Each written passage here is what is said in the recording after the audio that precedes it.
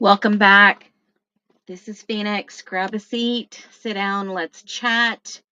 If you are new to my YT, thank you. I just started this one. I came over from the TikTok streets. Been on TikTok for a couple of years, but didn't really make any creating videos. Been a true crime fan for a very long time. Many of you know my background.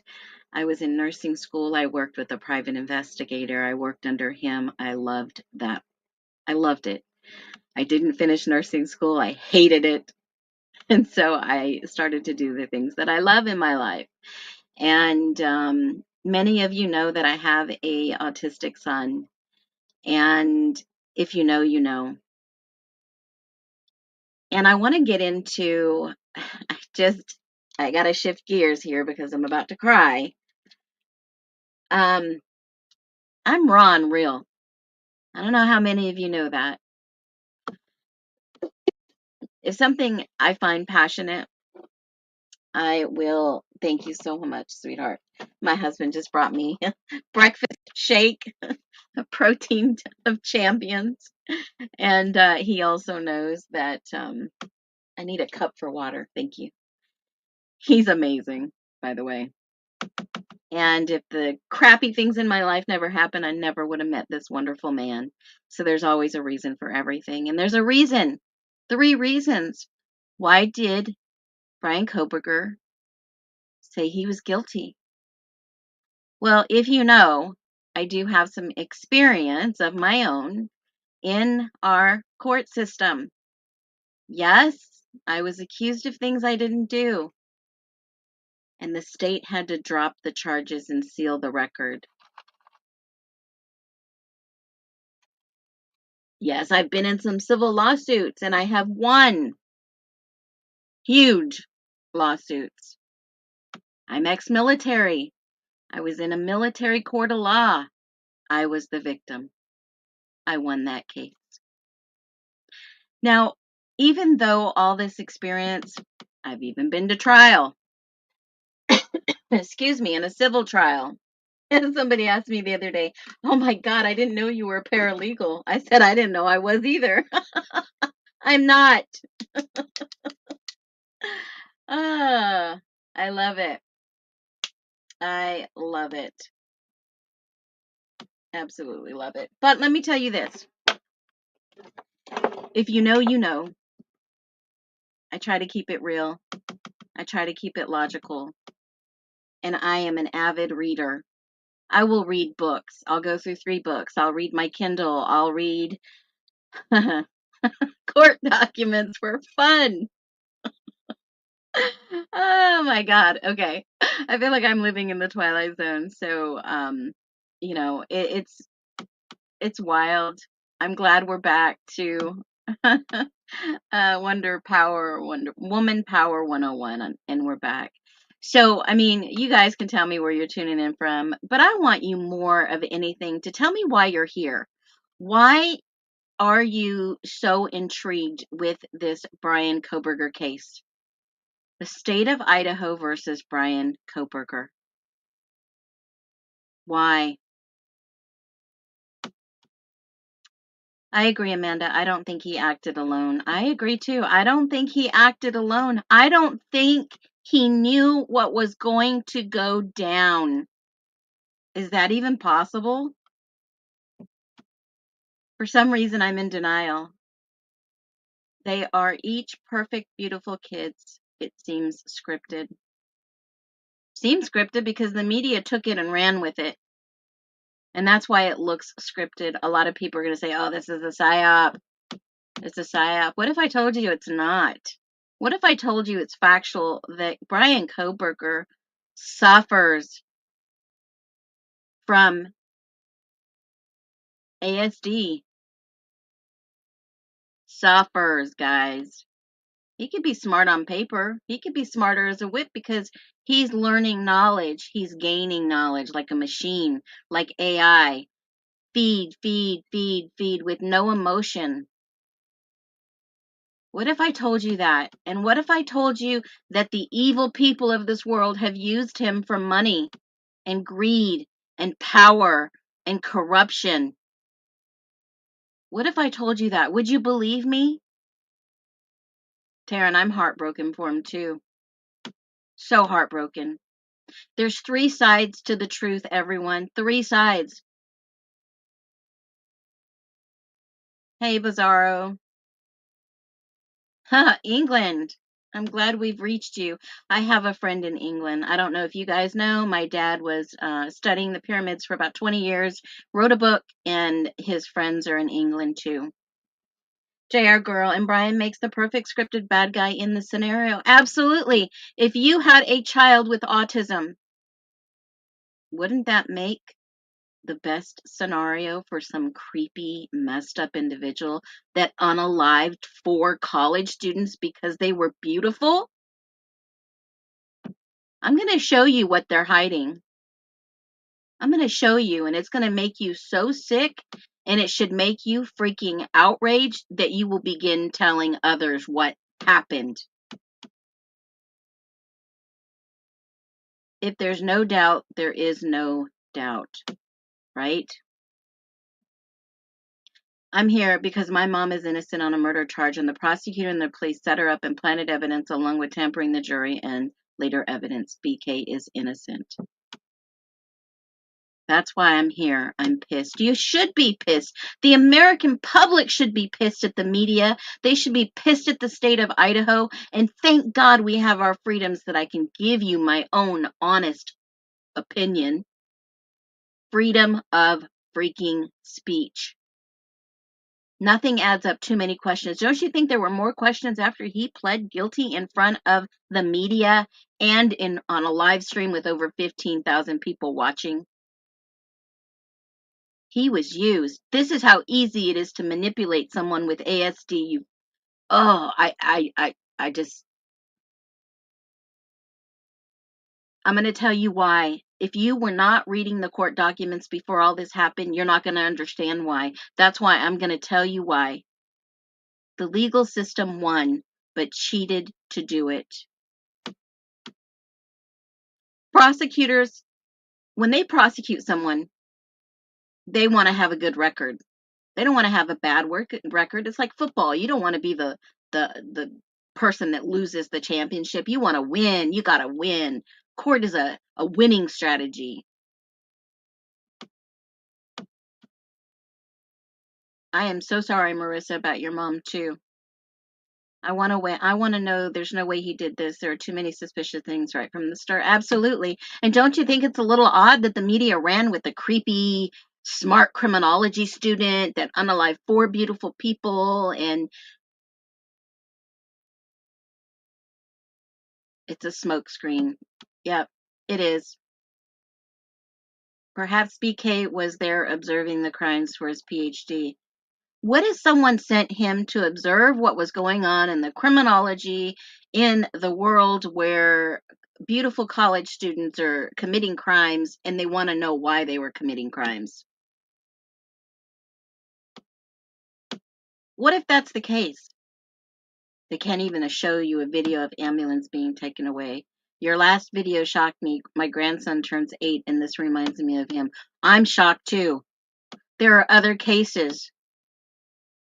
Hippler seemed so nervous and weird. Didn't you notice his demeanor? Mastoff and Beaker were holding their hands. Thompson was fake crying. I'll tell you why Thompson was fake crying, folks. He got caught in the worst freaking way.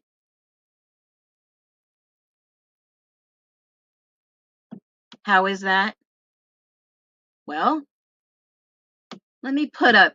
There's no rabbit hole you have to go down for this one, guys. It's right in front of our faces. Do you remember a while ago when I told you that Judge Hippler is assigned mental health court? And do you know how hard Ann Taylor was fighting to get the death penalty removed? Do you remember that? She tried many times to strike the death penalty regarding autism spectrum disorder. And you know what? Judge Hippler said no. He didn't care that it was unconstitutional to put someone to death because of their mental health status.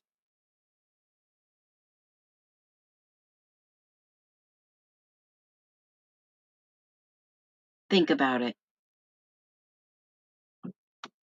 The show that we've been watching has been scripted by the courts and the media. Anne stated her client was innocent. In April, let me share this screen with you. In April, Judge Hippler stated that basically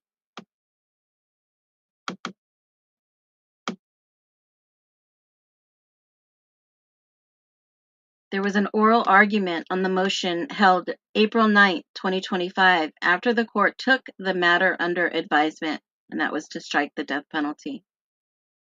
The court finds striking the death penalty is not warranted. That was the order on defendant's motion to strike the penalty because of the autism spectrum disorder. And here it is. There's no rabbit hole to fall down. There's no 30 so on videos that need to be made. One video, everyone share, so that everyone knows. When they filed to strike the death penalty and the judge said no, that violated some constitutional rights. And they knew it. Judge Hippler had to have known it. Bill Thompson had to have known it. Now I'm going to tell you what a third-party investigator said about Bryan Kohberger's ASD.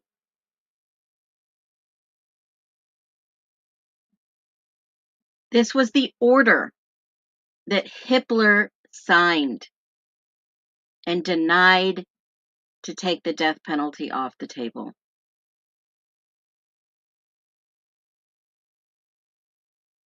He argues the death penalty option should nevertheless be stricken in this case given the intense media attention on the defendant's disability.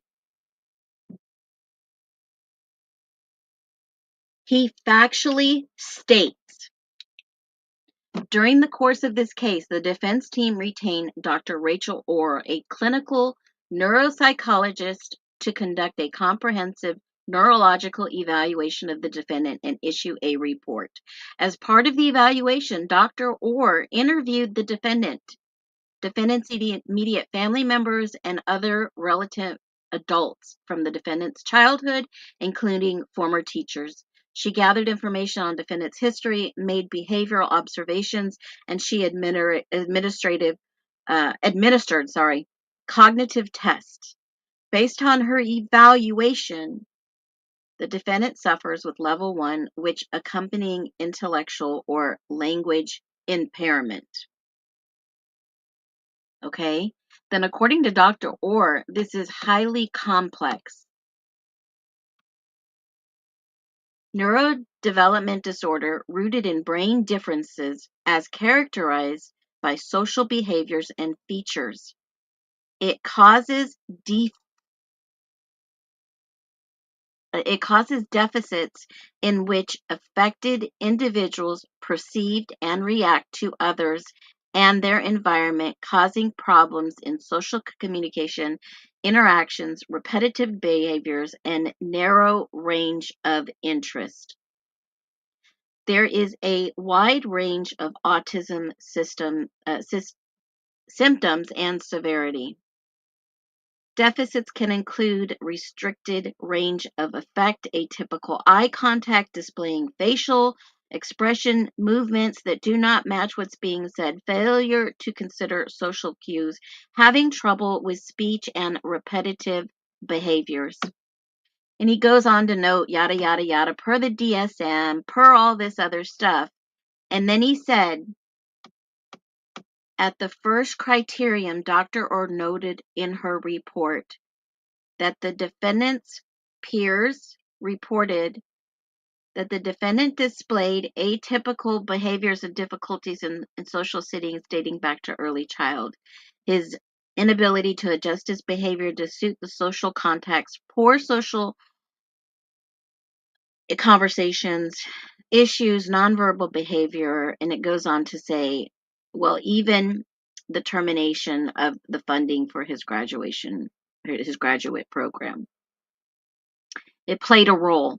But did you know that WSU did an investigation in what the media hounded him, that he was being inappropriate to other women? And the WSU did an investigation, and it said basically there was no wrongdoing on Mr. Kohberger's behalf. No wrongdoing. And that is why Bill Thompson jumps up in this and says, oh, there was no sexual anything of that sort. Okay? And in this order that Judge Hippler signed, he basically broke down Dr. Orr's an evaluation.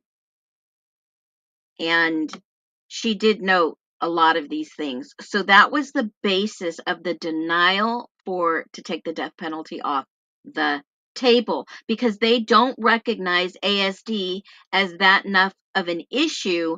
They want to sentence people with autism to death if they are accused of a crime, even if they're innocent. They wanted to put an innocent man to death. Yes, he has a high IQ. It was 119, which is 90 percentile for his age. I'm a little higher than that, guys, but I'm telling you, he could have a high IQ in horrible social cues, horrible social behavior, totally fixated on certain things, but still function somewhat in our society. They wanted to put an innocent man to death. And the only way Anne could see him not remove the death penalty was to plead down, to plead guilty. Or they would all be guilty of putting an innocent man to death. And how do we know that he was innocent? How do we know? Anyone?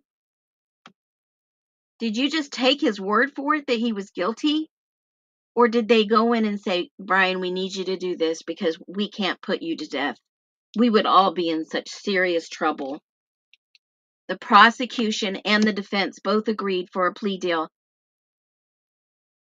Could you imagine if they put an innocent man to death with autism? Someone who could be easily manipulated by evil forces to do things, possibly be part of a crime but not commit a crime? How could they have done this? How? Our court system almost got away with this. They couldn't have trial. Do you want to know why they couldn't have trial? This is another reason. He could not sit still for 3 months to be in a courtroom because they knew of his disability. Guys, if you didn't notice his demeanor in that courtroom the other day, there's no way he could have sat for 3 months during a trial. And Anne argued this. She argued his tics, if you know, you know. His body movements. She put it all in the DP to remove it. She put it all in there. He wouldn't be able to focus. He wouldn't be able to know what was going on in the courtroom. He wasn't going to know the legal side of this. Yes, he studied criminology. That doesn't mean he's a criminal. I'll put my 10 toes down into this, and this is why.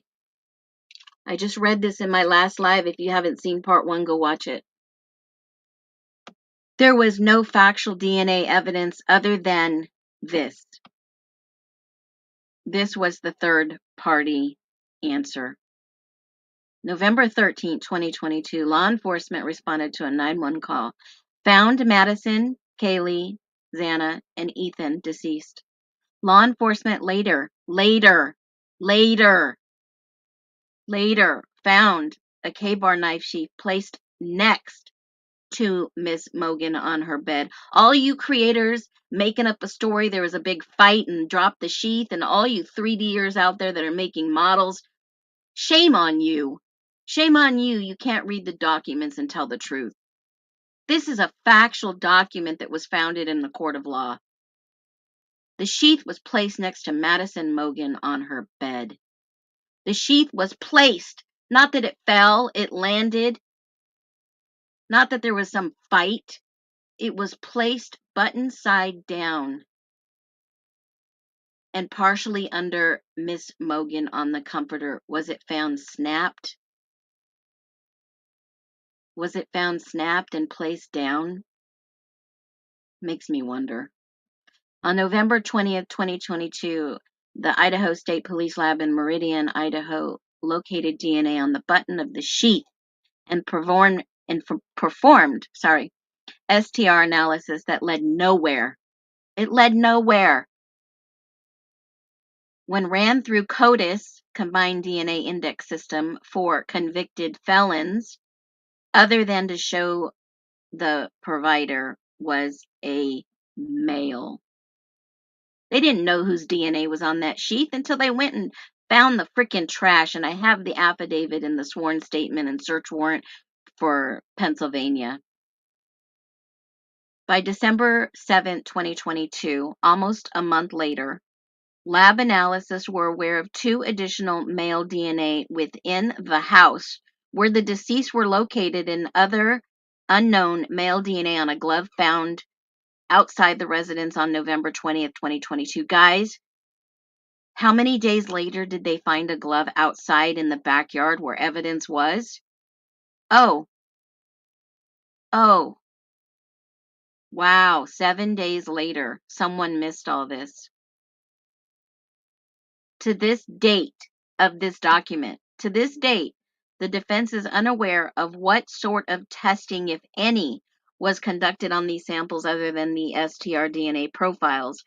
Furthermore, these 3 separate and distinct, those 3 separate and different male DNA profiles were not identified through CODIS, where they convict people of crimes and then they put their DNA in the system, leading to the conclusion, that means leading to the answer, that the profiles do not belong to Mr. Kohberger. Those 3 separate different DNA are not Kohberger's. They're not his. And the sheath was placed button side down and found later. I believe on a second pass walkthrough. Now, don't quote me on that, but I think it was the second pass walkthrough. Just like the latent footprint outside Dylan's door, it was found later to prove there was some type of cleanup. And that is why I believe Kohberger was manipulated to plead guilty to avoid the death penalty. This is why so many are questioning why he pled guilty. Why did he plead guilty? And this is what made me cry. I can show you the court document that Anne basically gave us. But Hippler goes on to sign this order, and he says, right here, he cites constitutional law. He says all this. He says all that. But ultimately, in this document that he signed, his legal name as a sitting judge, he says, Exemption from capital punishment for individuals with ASD is not warranted. Even if they were manipulated, even if his DNA was not found, can you still do that to hide all your little dirty secrets, Moscow? Huh, Bill Thompson? All your little informants running around in the drug community and all your little CIs that are doing what they're doing, but you can't find out whose DNA is in this case? That you're going to take a freaking plea deal to not tarnish your record? Yeah, I'm that person. I call people out. I've been called out. I've been lied to. I've been framed for something I didn't do. But yet the state gave a plea. I call it basically a deal and seal, a plea deal, and they sealed it and dropped it from the repository in Idaho. It is bizarre. It is freaking bizarre. But let me show you what the bizarrest thing is about the bizarrest. Is that even a word? I mean, I'm passionate about this, but you have no idea how this irritates me.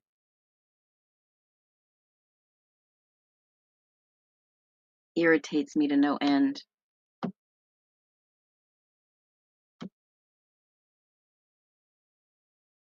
Let me find the document so I can show it to you.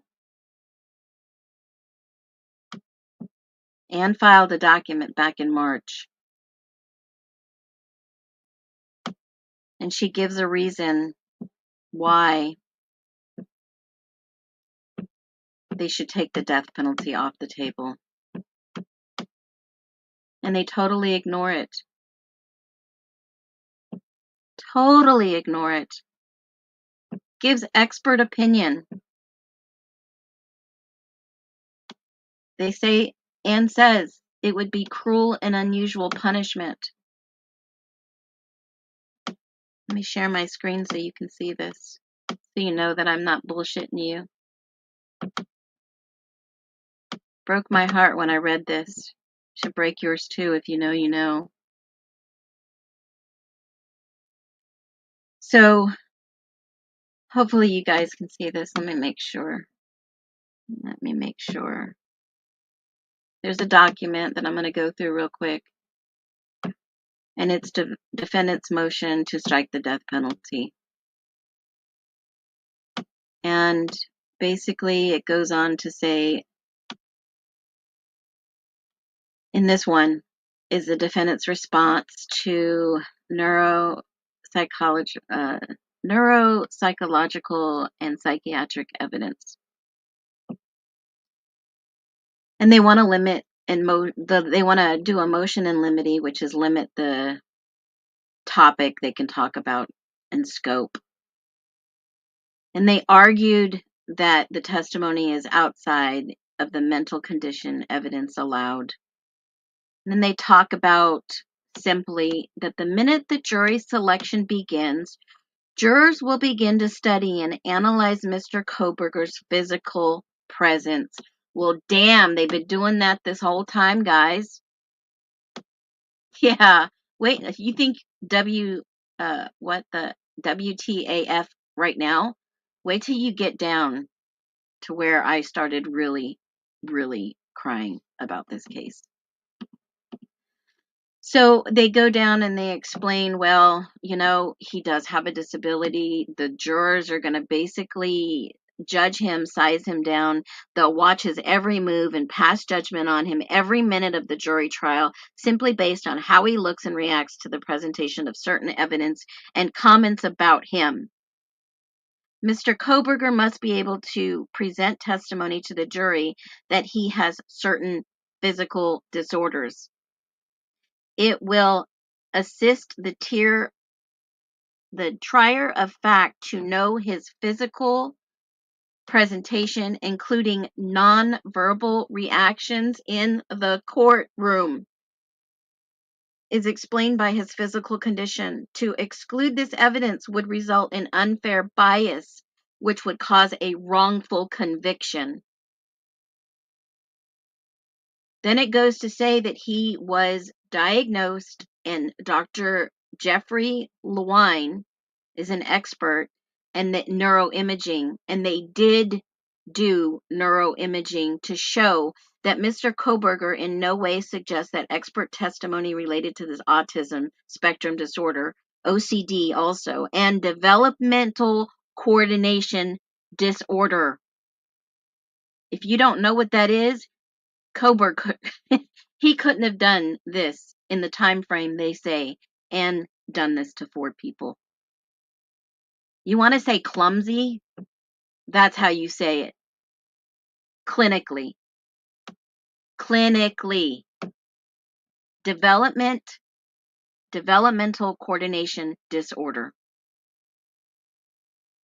You remember the times when he was stopped and the police were like, he was trying to understand why he did something wrong, and he would fixate on how do I do this? How do I avoid getting another ticket? How do I avoid getting stopped?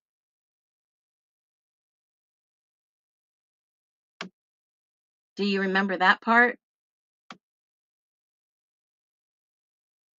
Do you remember that? And the look on his face, like, oh my God, what do I do? I feel like, okay. So I'm going to finish reading this. And it says that the developmental coordination disorder are for the purpose of showing that he does not know. Oh, shoot. Hold on. I don't know why that played that. Sorry, guys. So it goes on to say that they're going to, all this is for the purpose of showing that he doesn't know right from wrong. He has at all time and continues to assert his actual innocence in this case. The state correctly noted in its motion, Mr. Kohberger's disclosure states that Dr. Orr's testimony and Dr. Ryan's testimony, guys, there's 2 people, 2 experts that have worked together. It is not intended to be a mental element defense in Idaho, per case law, but rather this testimony is about a state of mind and factual defense testimony to anticipated testimony elicited by the state, but is not limited to the omission of either direct or rebuttal expert testimony to the elements of the crime. Then it goes on to give state law expert testimony, and the function of the excerpt is to provide testimony that is beyond the common sense experience, the education of the average juror. They didn't think that the jury would get it. The jury would judge him based on his odd behavior, his quirks, his tics, his ASD. They wouldn't look at the circumstances and the facts. That's what the media's already done. They've looked at how odd he is, how he looks. It's just sickening. And the anticipated testimony of Dr. Orr and Dr. Ryan is relevant to explain that Mr. Kohberger's ASD diagnosis is a physical condition and how it presents in his demeanor. Mr. Kohberger has met the criteria for this diagnosis since childhood and is not a convenient diagnosis given his current legal situation and jeopardy. The anticipated testimony of both of these experts is relevant to explaining how the behaviors and mannerisms presented by Mr. Kohberger are consistent with an individual having ASD. In addition to the opinions of both of these experts, the law explains the neuroimaging of Mr. Kohberger's brain supports the diagnosis. Guys, you can't fake ASD. You just can't. And for all 191 of you still listening, thank you for not listening. The victims deserve justice, but the state has made another victim. If you can't see it, leave. If you don't get it, leave. This isn't for you. This isn't fake. It's not a made-up disease. It's not a made-up disability. It's factual, physical evidence. So factual, I asked my 17-year-old diagnosed with ASD since the age of 5. I asked him, well, on his medication and it hadn't worn off yet, do you think someone like this could hurt another human being? And then I asked him, do you think someone like this could be manipulated? And the answer he gave me, you're going to have to go watch my live from yesterday. They go on to say that ASD is a neurological disorder that is physical, and that is true. While most people ordinarily think that ASD is a mental health condition, it is not. It is a neurological and development disorder that affects how people interact with others, especially evil people, because they're easily manipulated because they think they're helping. They're actually helping the wrong people. Communicate, learn, and behave. The U.S. government states, an NIMH, the National Institute of Mental Health, that ASD is a neurological and development disorder that affects people's how they interact, communicate, learn, and behave. It's associated with structural and functional, physical defects in the tissues of the brain, and you can see it, but you can't see it when you look at a person. But it could be observed with tics, and I'm paraphrasing here because I went through this document, I printed it out, I've looked at it 30 times, and I'm just still in shock. And so they go on to say, in large research groups, people with ASD, obviously they have different structures in the brains in these groups versus the individuals with typical neurological development. And it supports that NIMH and others with ASD is a neurological disorder. Imaging of Mr. Kohberger's brain as reported as proven and attached in the exhibits show findings of structural differences in the physical makeup of his brain in areas commonly associated with the control and expression of behaviors commonly seen in ASD and listed below, taken from the NIMH website. Symptoms, behaviorals, compulsive, OCD. You can read it on and on. It's on the court docket. It's in the case summary. They let the public see this. But do you think the media reported on this? Honestly, do you think that they reported on this? They were going to put an innocent man potentially to death. And they know the DNA didn't match. They know the stories of these victims don't match. They know that college town. They know what happened. Don't you think Mr. Bryan Thompson knows what happened in his own jurisdiction? Anyways, this motion in the state's limine goes on to say ASD might not be noticeable as some physical conditions like a missing arm.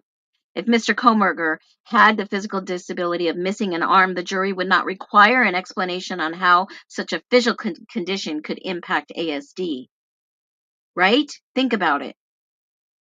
ASD is visible in some ways if you know, you know. But then they would have to explain it to the jury. Do you think there would have been a problem going to trial? Yeah. And this is an example. He doesn't show emotion on his face. He's flat affect. He sits very still and holds his hands in the same position. He has a piercing stare. He doesn't show expected reactions. Facial expressions do not reflect what he is feeling. He has stiff body posture. He has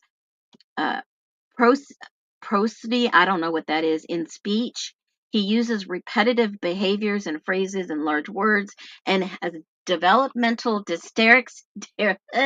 dexterity problems.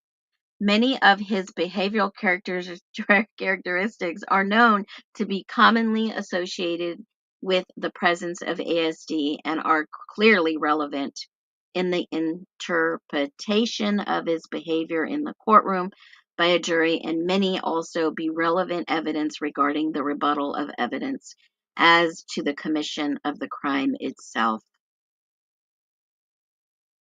Now, when I'm passionate, I get flustered. I don't read well. I don't talk well. That's me. But some of the things in this document should piss a lot of you off. That this county, this state, this atrocity that happened, and they're trying to make somebody take the fall that is not guilty. We all have the right to our own opinions. After reading this, of course they wanted to bury this. The media didn't want to put autism in a good light because our autism numbers are soaring in our country. Soaring. It goes on to say that, people have sensory differences, more sensitive to clothing, light, sound, temperature, shit. I have that. People with ASD may experience sleep problems, irritability. Dude said he was out driving and no one believed him. I believe him. He was at some park gazing at the stars because he couldn't sleep. That's a beautiful setting, folks. Maybe more of us should go out and touch grass and look at the stars. Maybe we wouldn't have such a hateful environment where the media has to portray people like this. Sorry. I just had to say this. You think justice is blind? Think again. Now I know it is. Goes on to say that based upon reasonable analysis of discovery provided by the state to date, Mr. Kohberger's behaviors are attributed to his ASD, and on this list of common behaviors of persons with ASD as provided by NIMH, along with other behaviors attributed to his neurological condition. I hope you're following.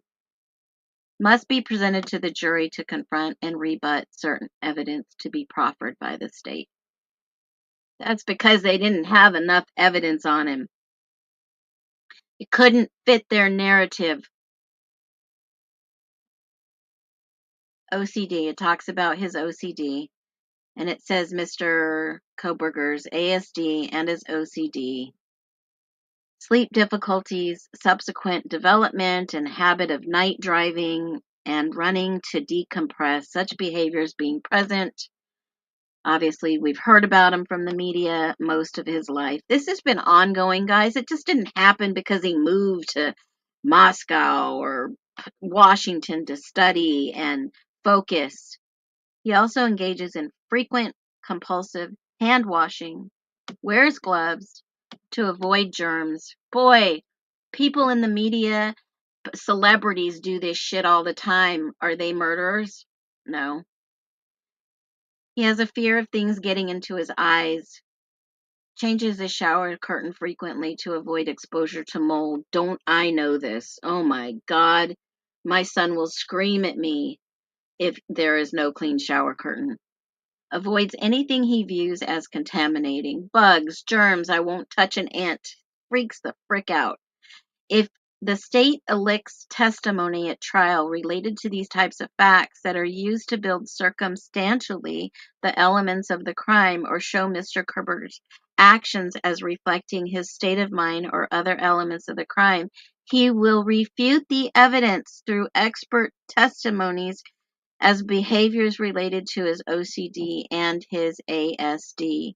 By example, him wearing gloves at night of his arrest and placing trash in baggies, the state asserted that he demonstrates that he had a consciousness of guilt and was trying to hide his DNA, that, by the way, was not at the crime scene, except for the sheath that was found laying on a bed. Or engaging in the cleaning of his car. This is highly prejudicial and misleading. Mr. Kohberger frequently wears gloves to avoid germs on surfaces. I wonder if any of those witnesses that they were calling in from the jail were to testify about his diagnosis, about his average daily tics, about his life. He was not cleaning his car on the night of his arrest, guys. That was a fallacy. He was awake at night, as it's typical for him, and he was cleaning his bathroom. Holy Phoenix Fireball. Holy Phoenix Fireball. If you know, you know. While testimony relates that these topics may not be relevant until the state opens the door by eliciting testimony on these issues, once it does, Mr. Kohberger will be allowed to provide expert testimony refuting the state's witnesses. Hello, good old Thompson and his Molly whatever her name is, testimony. Such relevant evidence can assist the trier of fact in evaluating circumstantial evidence the state may put forward, and since all the testimony will be subject to vigorous cross-examination, it would clarify and not confuse jurors. Boy, defense was ready to rock and freaking roll this case out. But then you have the gamble of getting one person that says, nah, he's guilty. Then the second one, oh yeah, he's definitely guilty. Then the third, all the way up to the 12th. It only takes one person to say, oh, I don't think he's guilty, based on the circumstantial evidence that the state was going to put on, which we all know was circumstantial. Mr. Kohberger goes on to say about his development coordination disorder, and this is where I break down in a full blown out crying session, and in my head I can't believe what I'm reading. I can't put it into words, and I'm dumbfounded to the fact that this is in fact true.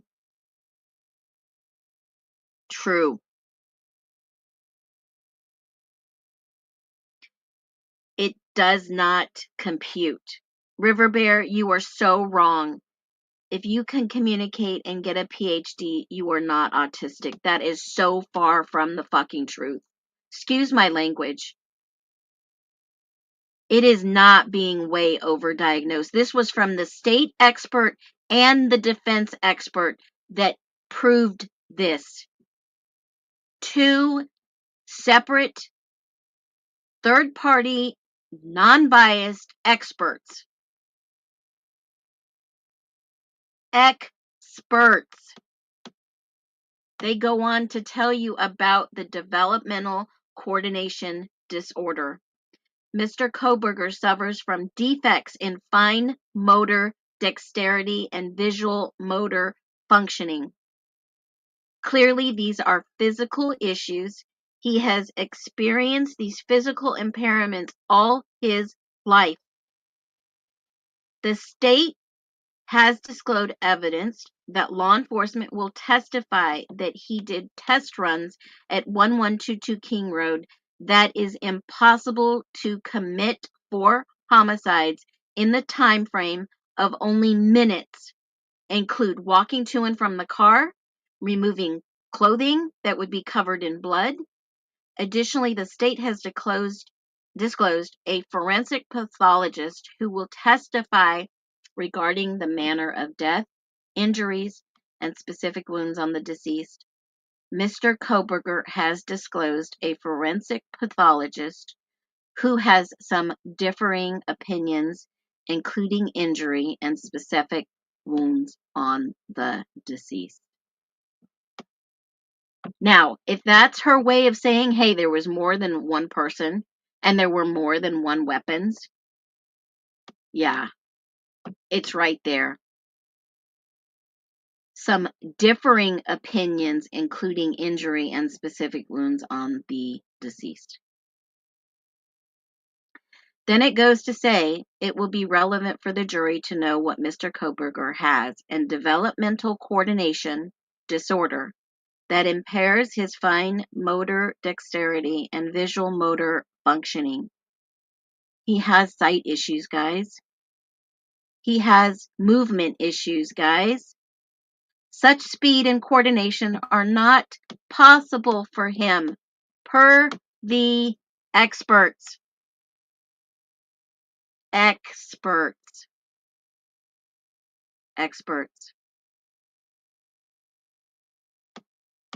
Now, in conclusion, Mr. Kohberger has the right to confront the witnesses and evidence presumed by the state and due process under the 5th, 6th, 14th Amendments of the United States Constitution and Article 1, Section 13 of the Idaho Constitution. Yes, folks, your state has a constitution too, including presenting evidence to rebuttal the case against him.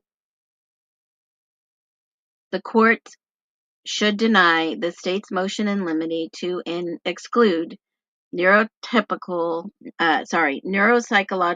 and pediatric, what does that say? Let me grab my glasses. Psychiatric evidence.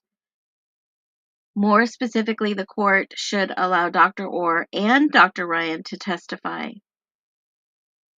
in regards to the ASC, the physical disorder, and the onset of OCD, and the symptoms, yada, yada, yada,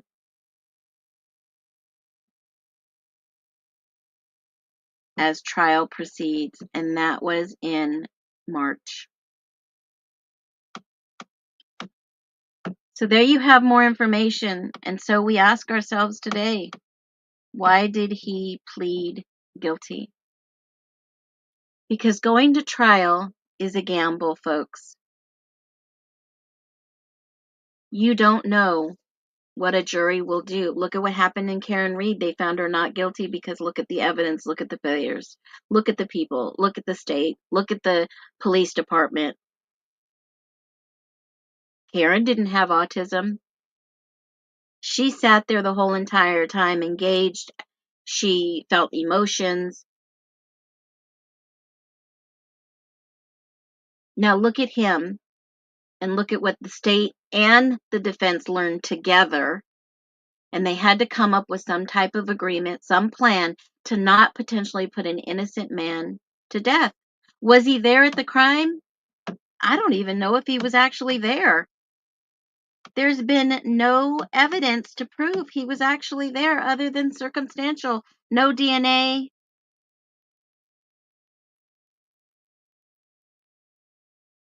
Yeah, it's wild. It was all scripted for us so that we wouldn't be able to see it. But if you know, you know. Some of us saw what happened in that courtroom. I'm going to give you the other two reasons. One reason is because of the third party court's agreement. Both doctors, both sides, they worked out what his problems were. Do I think he's in prison, in jail right now? I believe he's in the jail hold until they find him a place at a hospital. I hope so. So with this evidence and information in the court file, now what do you think? Do you think differently? Does it hit differently? Because there is a barrage of documents that have been filed left and right about 23, 24 times. I don't want to misspeak here, but I think the last time I looked, 23 times. 23 times that the state and the defense have gone round and round about discovery. About what? 23 times they needed more information. They needed more information, folks. State wasn't handing it over because they didn't have it. Compel, motions to compel after motions to compel. 7 motions to compel. If you know, you know. 7 motions to compel, guys. Because they just weren't handing the evidence over.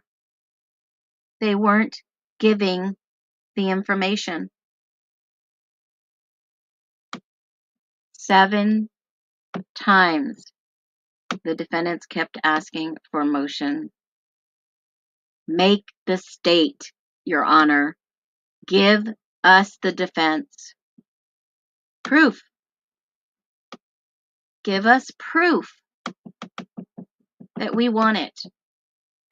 You know, what I find odd is that there is, in the court record, there is, and I found it the other day, the S1 document, which is really odd, you guys. I kept thinking it was the actual grand jury testimony. Someone was saying it was a health evaluation. And I found it, and I'm like, what in the world? What is this S1 exhibit? And I found it with the actual exhibit number on there. Let me see if I can find it again. I screenshotted it. No, that's not it. Well, anyways, when I saw it, I was like, why do they want to seal this S1 motion? And it made me think one more time. Hold on. S1 exhibit. Let me see if I can find it while I'm live with you guys so you see it. I kept asking myself, why is this so important for state one to be sealed? And it was early on in the court documents. Motion to seal state exhibit. It was hidden in these documents, and I thought, this is so freaking odd. What is this? At the bottom of the document, it's S1, which is the state one, and it was actually all the names, maybe it was in 2004, hold on, all the names of the individual people who had been murdered. And I'm trying to be respectful with the words I use because I know that these families are grieving. And it was like, what in the world is, maybe it was earlier in 2024. And I'll go back and I'll find it. I'll do a video to show you guys. And I kept saying, why would they seal the document that shows who these parents are of all these kids that were unalived? And it's all blacked out and redacted to hide the parents' names of the individuals. And I thought to myself, why would they even do that? This does not make sense to me. And then I thought, somebody isn't who they're saying they are. I'll have more on that. Will we ever know the truth to this? I don't know. But I know we found enough truth to understand why they couldn't have the trial.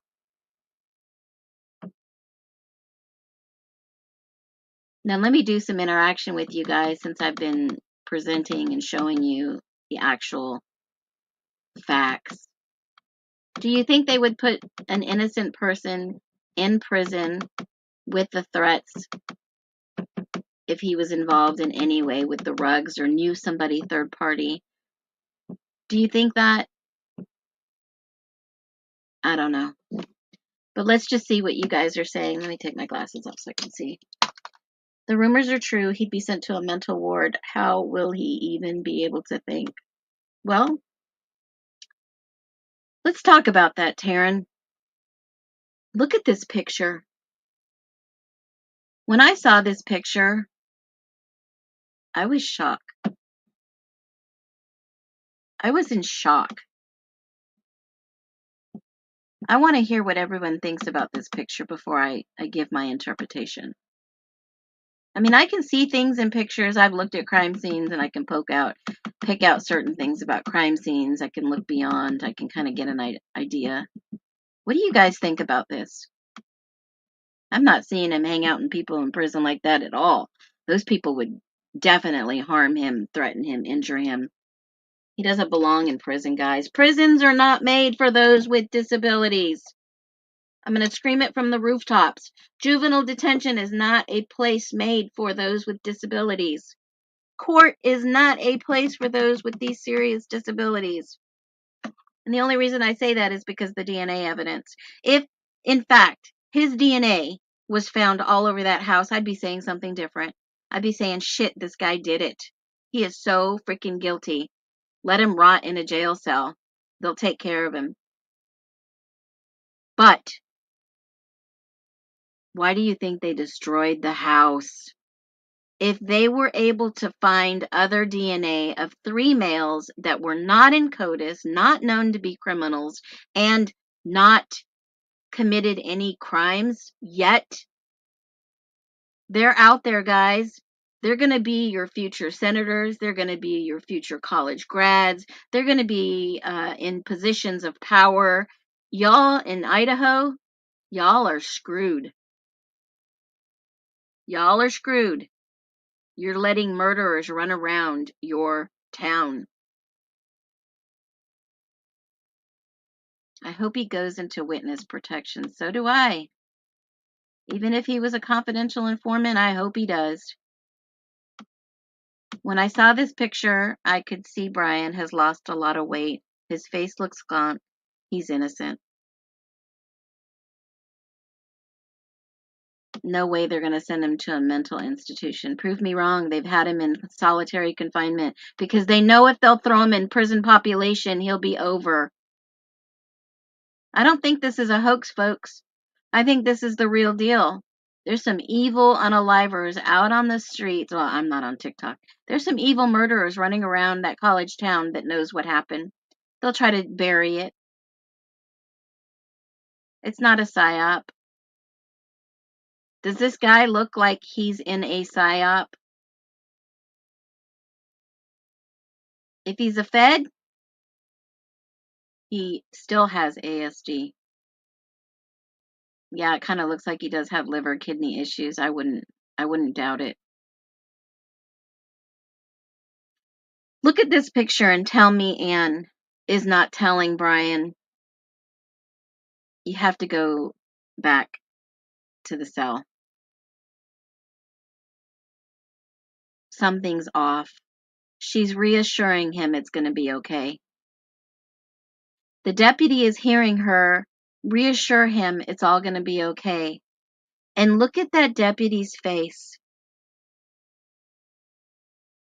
It feels like a psyop, but it's not. This is the real deal, guys. I have seen people in the court of law in front of judges plead guilty to things they didn't do just to save their life, just to save grace, that they didn't have to plead guilty to a felony and took a misdemeanor, so they didn't have to go to jail and spend 5 years in prison. I've seen people plead to misdemeanors and walk away with no jail time, probation, because they were innocent and they had evidence to prove they were innocent. Look at this picture and tell me this didn't scream, if I confess, something will change and I'll be able to go home. No, why do you think they agreed to let the parents come out there in advance? Steve G knew the state and Anne had made a deal for Bryan. His parents booked their flight way before this actual court date. Why do you think?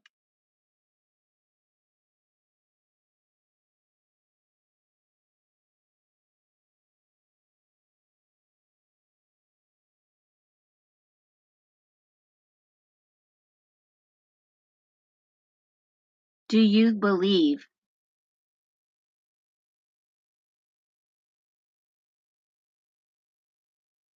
If Moscow was a hoax, what was it a hoax for? To take down the cartel?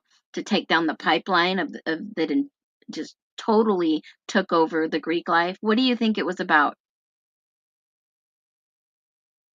I believe they tried to pin it on the wrong guy who happens to have autism, but yet excelled in his studies and studied under Ramsland, who recommended it for this position.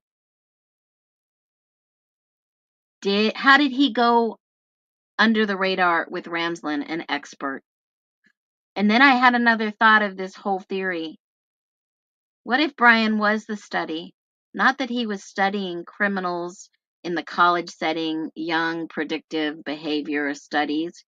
What if he was the actual study? somebody with autism, a trained machine.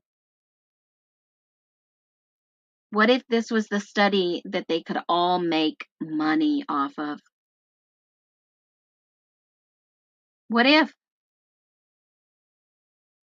What if?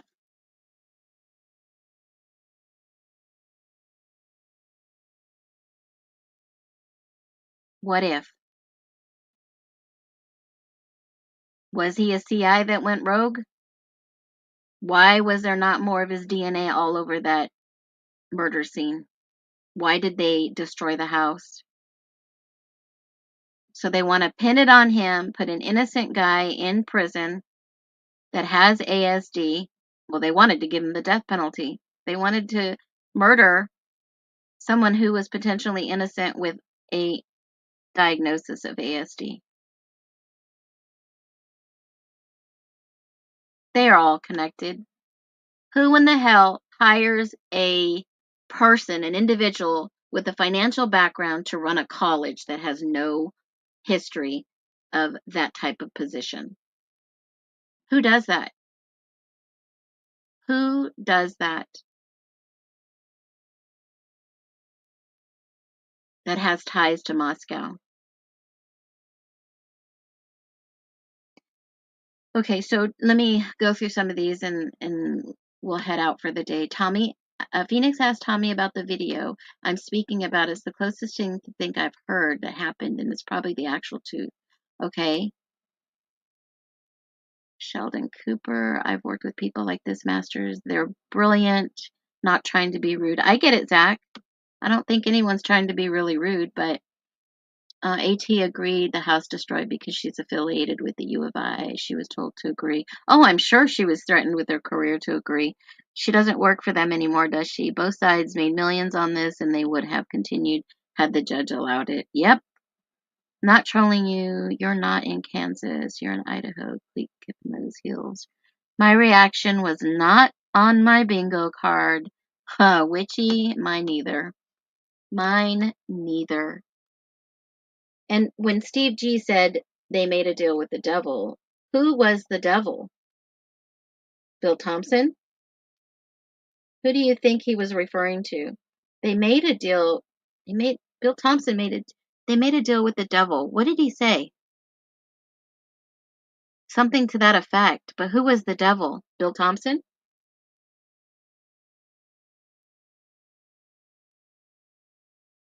Additionally, the only reason why I listen to Birdie is because of Phoenix. I think they collaborate. Yeah, we do. We do. But Birdie has been out on, I think he was out for the day or business or something like that. But Birdie does go live on Saturday mornings. I haven't seen him, but if he does go live, I will definitely join on with him. We used to do TikTok a lot. And this whole judicial system, yeah, they almost put a man to death that potentially could be innocent. And I want to end it with this, guys, right here. Right here. Don't we all, as a society, want to know whose DNA that this is? Don't we all want to know?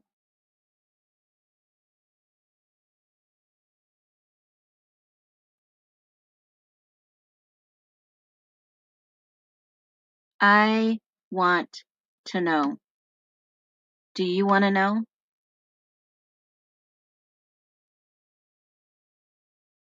Because they denied Bryan every single thing the defense asked for. They asked for a Franks hearing. They asked for exculpatory evidence that they knew they had that buried it in 60 whatever terabytes of data, videos, photos. 23 times they asked, give us the right data. 7 motion to compels. Wrap it up in a pretty bow, and at the end of the day, I want to know whose 3 distinct and separate male DNA profiles were never identified, and they do not belong to Mr. Kohberger. I want to know. I think the public should demand answers in this case. And we don't know that, come on, guys, we don't know that this fire and the sniper up in the mountains of Idaho, right in the county, we don't know if that's related. That's a lot of people speculating. I've looked into it, I've researched it. There's the only connection is Phoenix and Idaho, the state of Arizona and the state of Idaho. Those are the only two things that are connected. Is Anne going to keep investigating? Well, I only hope that Anne does the best for her client, because this is not over, guys. We still have one more hearing on the 23rd. Anything can happen between now and the 23rd. And honestly, even if he is sentenced, I'm curious to see what Judge Hippler's sentence will be for him, because he doesn't have to go in front of a jury and know the outcome of a sentence. The judge can get up there and say, I sentence you to 50 years consecutively. And then after a while, they'll put in a PCR, which is post-conviction relief. And or they'll say, I'm being held against my will because I didn't do this. There's no proof I did this other than my guilty plea, and I may have been under duress because I have ASD. I can't make good decisions. I didn't understand what the judge was asking me on the stand when I said guilty, guilty, guilty, guilty, guilty. Because you know what, Your Honor? I didn't understand that you were trying to trick me with your words on the stand, because when you read those words differently, I didn't understand that you were trying to trap me. I just agreed with you. Because, Your Honor, you did say Latah County for two of those victims. You did say Moscow for two of those victims. And I didn't even catch that you gave me two different scenarios. And I didn't even get that you gave me human being on two individuals, but not a human being on other individuals, because you tripped me up because of my ASD while I was sitting there pleading guilty while you read different stuff. Now, do you get what you see? Well, Your Honor, I just signed the document they put in front of me. I didn't really read it. I didn't comprehend it well because of my ASD. I didn't understand what I was admitting to, because I did notice that they had the wrong date and I crossed it out.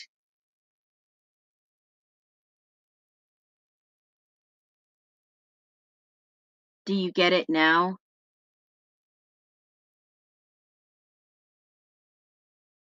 Do you see it now?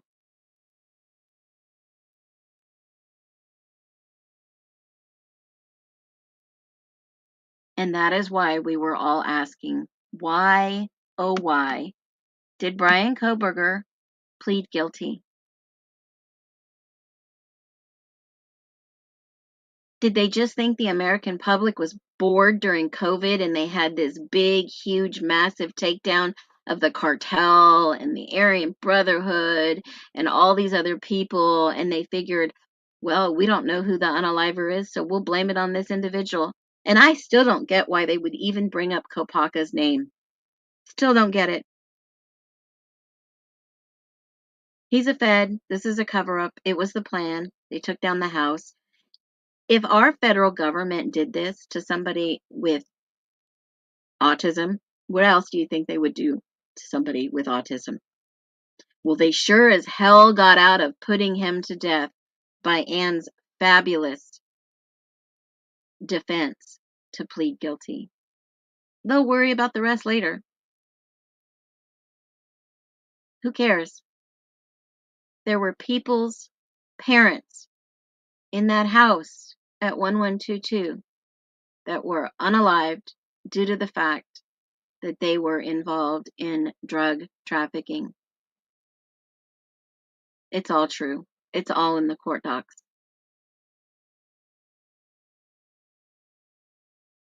Do you think Bill Thompson was crying because of the fact these innocent young people passed on? Do you think he was crying because of that? I don't. I don't think he gave two shits about the victims. Hold on a minute. I want to get to this. I want to go back to this because I promised you in the last live that I would go back and we would look and watch what Bill Thompson was saying in front of the judge. Off the record, folks. Off the record. Because it was on the record for the hearing. But listen to him. Let me grab this for you. Because I think it's pretty darn interesting. Let's watch what Bill Thompson says. Let's get a live reaction and let's see if we can determine the lie. I feel like Maury Povich.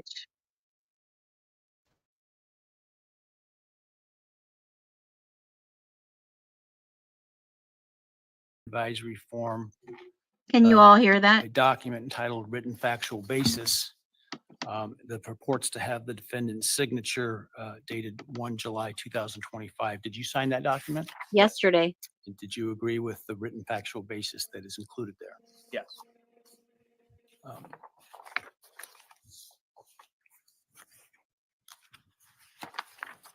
Steve can't sit And then still. let me ask you, did you on November 13th, 2022, Let enter me the go back residence a at little. 1122 King Road in Moscow, Idaho with Behind and above Sheriff's Deputy Darren Duke.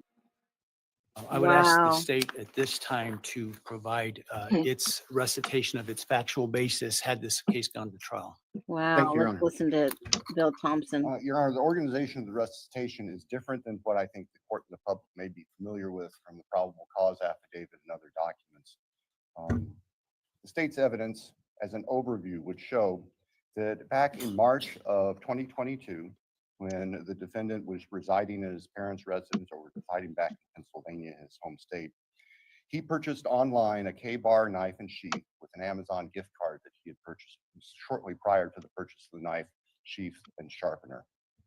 Jumping ahead, the end of June of that year, the defendant, Mr. Kohberger, moved from Pennsylvania to Pullman, Washington, which is right across the state line from Moscow, Idaho, for the purpose of pursuing a PhD in criminal justice at Washington State University. The state's evidence would indicate that beginning July 9th of 2022, Mr. Kohberger's phone began connecting to a cell tower that serves the area of the 1122 King Road residence in Moscow, Idaho. Now, I will acknowledge for the court and all present that there are many residences in that area. It's a dense population of mostly college-related occupants. Between July 9th of 2022 and November 7th, the defendant's phone connected to that particular tower during late night, early morning hours, 10 p.m. to 4 a.m. on approximately 23 times. Now, I will acknowledge also. Now, I had to stop it there. 23 times it pings from 10 p.m. to 4 a.m. Why do you think someone's phone would ping in a certain area between those time frames? Like a 6-hour, pretty much, I don't know, watch, job, sleepovers. 23 times. What do you think that was all about? Who was that?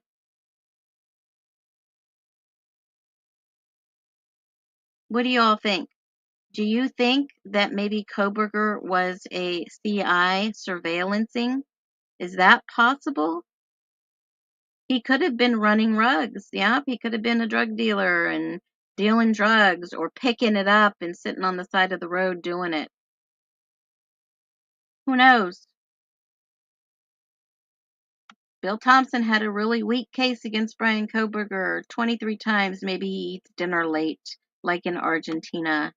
Maybe he can't sleep and he goes for drives and he falls asleep at a park, or who knows? I mean, but it was stated 23 times from 10 p.m. to 4 We do not a.m. have evidence that the defendant had direct contact with 1122 or. Did you guys hear that? Let me replay it. This evidence as an overview would show that back in March of 2022, when the defendant was residing in his parents' residence or residing back in Pennsylvania, his home state, he purchased online a Oh, K-bar shoot. I knife didn't and go sheath back far on enough. Hold Amazon. on. Hold on. Let me go back. Also forethought, kill and murder. Yes. Come on, Bill Evidence Thompson. as an overview would show that back in March of 20. And malice of forethought. Yes.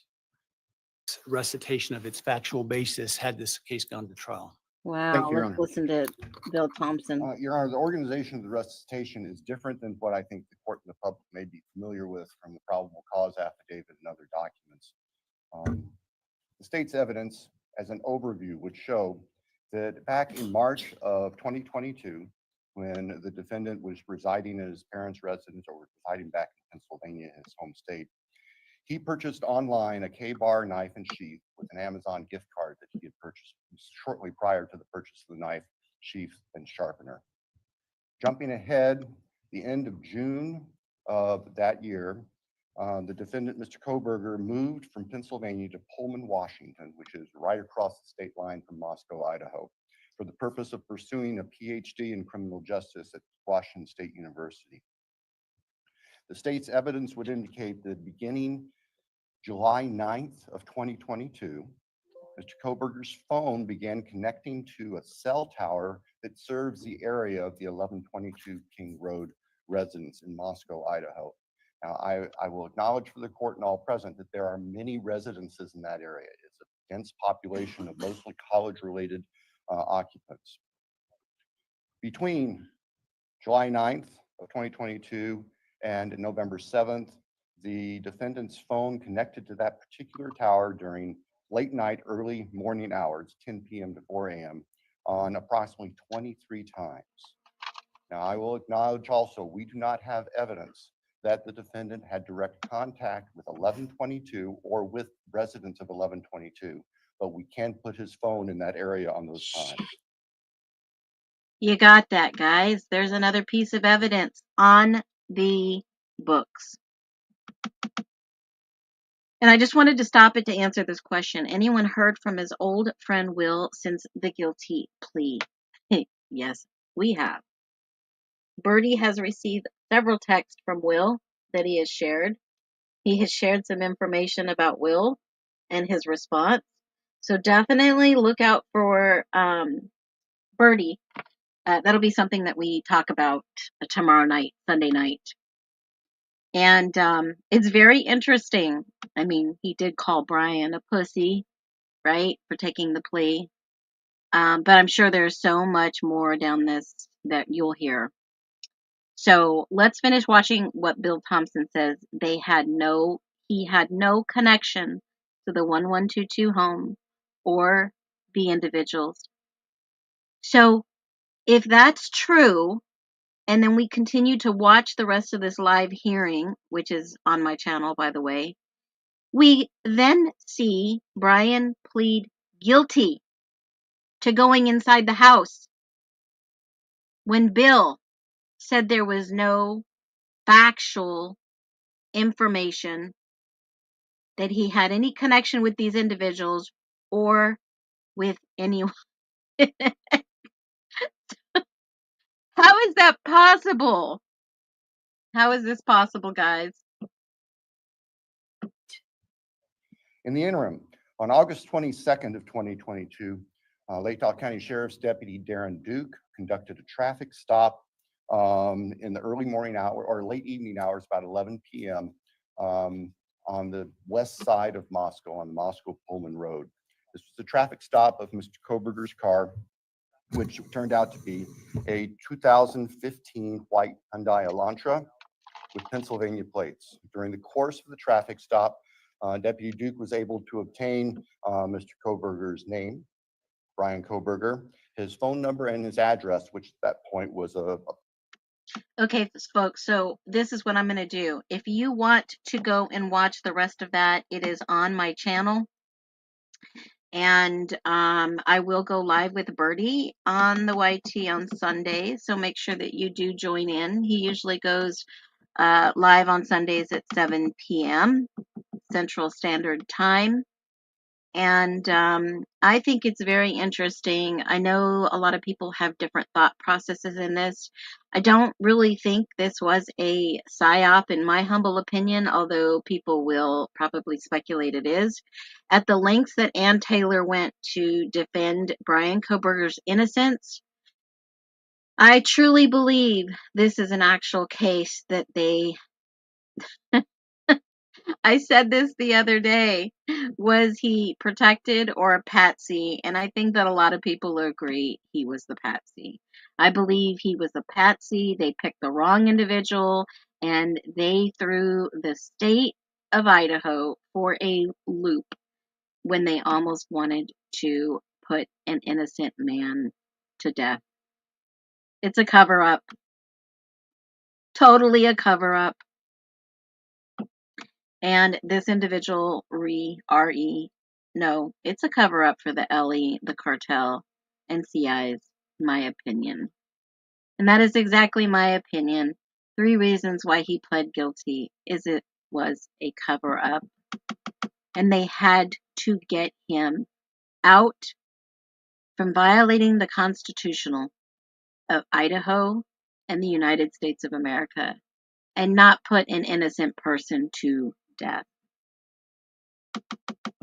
They found him guilty in the media. People have made millions of dollars off this. Pockets have been lined. Media has been all over the place. And they should really consider telling the truth and going out and finding whose DNA is there. I would want to know. So be well, my friends. And as always, thank you for showing up. Thank you for voicing your opinions. Thank you for your support. And as I always say, be well. Take care. Have a great rest of your weekend, folks. I'll see you Sunday night.